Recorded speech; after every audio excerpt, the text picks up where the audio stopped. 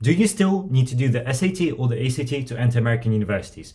If you're thinking of applying to the US for undergrad and you've got this question, keep watching.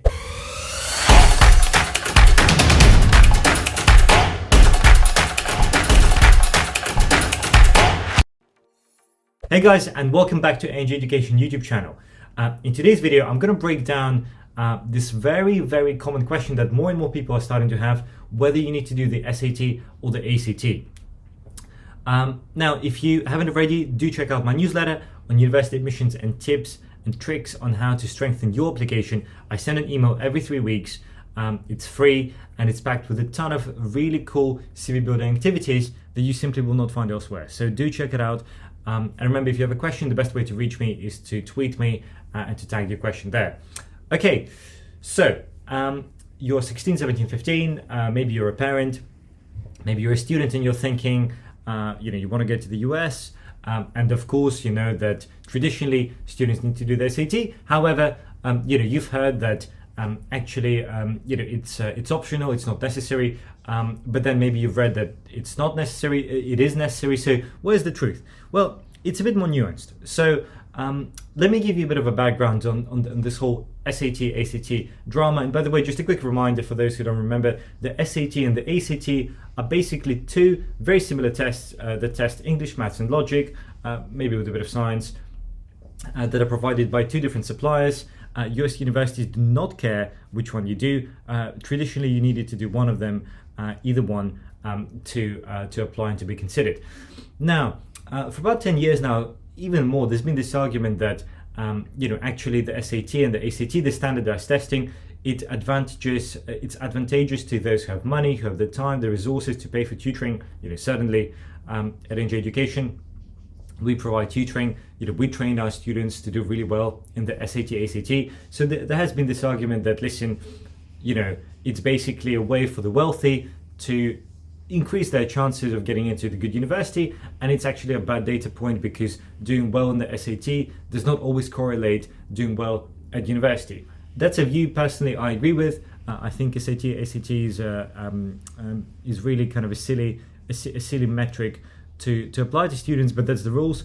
I didn't create them, so that's why we've been teaching it now for many years, and I think we will in some form in the future. Now, there's been this debate and people were saying, look, let's make it optional, etc. So some universities in America for decades now have been SAT, ACT optional, and some universities have been SAT, ACT blind.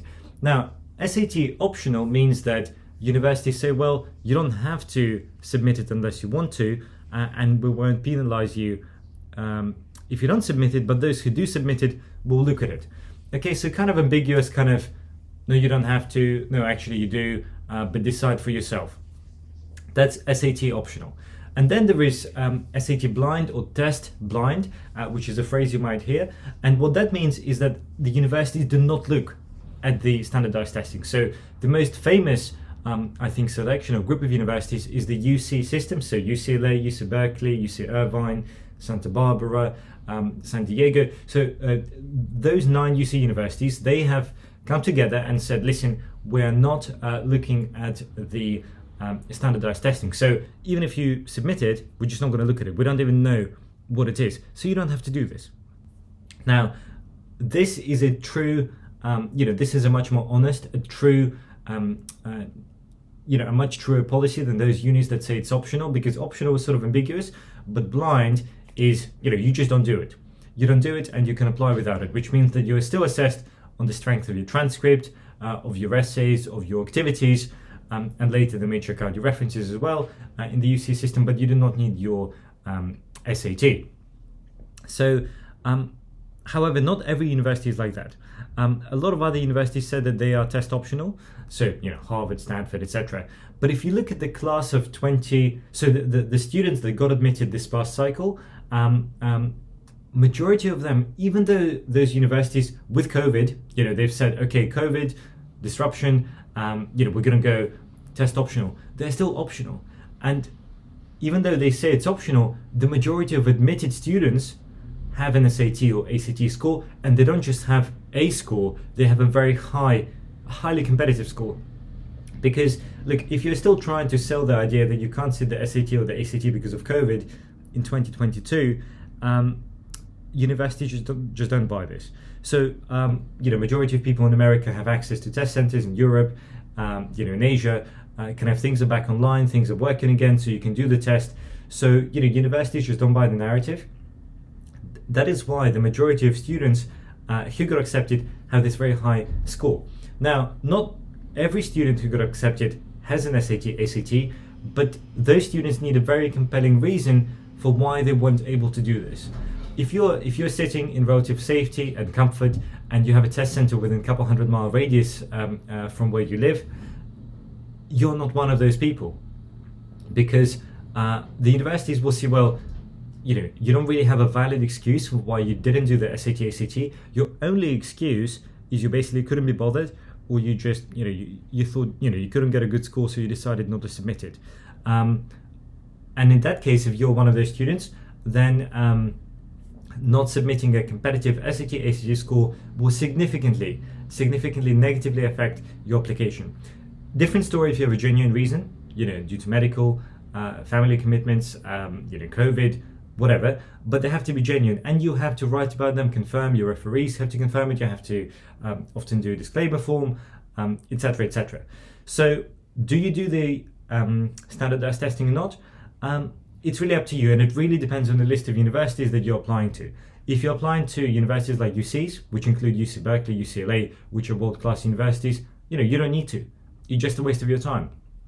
Again, then you have colleagues in the industry have been talking about other universities, for example, like Oberlin College. Oberlin has the highest number of applicants from outside of its state coming from California, another state in America. And of course, many students in California apply for UC universities, which is now test optional, which is now test blind. So a lot of those students applying to UC who are California natives will not be doing the SAT, ACT. And given that Oberlin has a lot of applicants from California traditionally, perhaps it's just a matter of time until the university decides to become test blind as well. So I think longer term, this is just a prediction that the SAT, ACT will eventually be phased out by many universities. However, some form of standardized testing will always remain, whether it's the APs, the A-levels, the IB, something else, some sort of form of testing and assessment will always be there, because these universities are just so competitive, they have so many applicants that they need to find a way to differentiate between students somewhere. So the system is definitely not perfect. I'm sorry if this video didn't give you a clear answer, but the clear answer that I can give you is that go finalize your list of universities, and based on that list of universities, check the policies of the universities in your list. And if, for example, you're applying to 10 universities, 9 of them do not require the SAT and blind, and 1 requires it or is optional, maybe the smart thing will be just to remove that university from your list, replace it with a university that does not require the test, and go ahead without it, and just focus on everything else, like building an amazing CV, writing amazing essays, cultivating very strong bonds with your referees to get great references, and all of that. There are much better ways for you to spend your time. Anyways, guys, a long, slightly complicated video, but I hope you got the gist of it. And as ever, if you enjoyed this video, please like and subscribe. It really helps us to grow the channel and spread the spread the expertise, spread our tips with more people out there. And if you have any question, the best way to reach me is on Twitter, where you just tweet my name with the question, and I'll get back to you as soon as I can.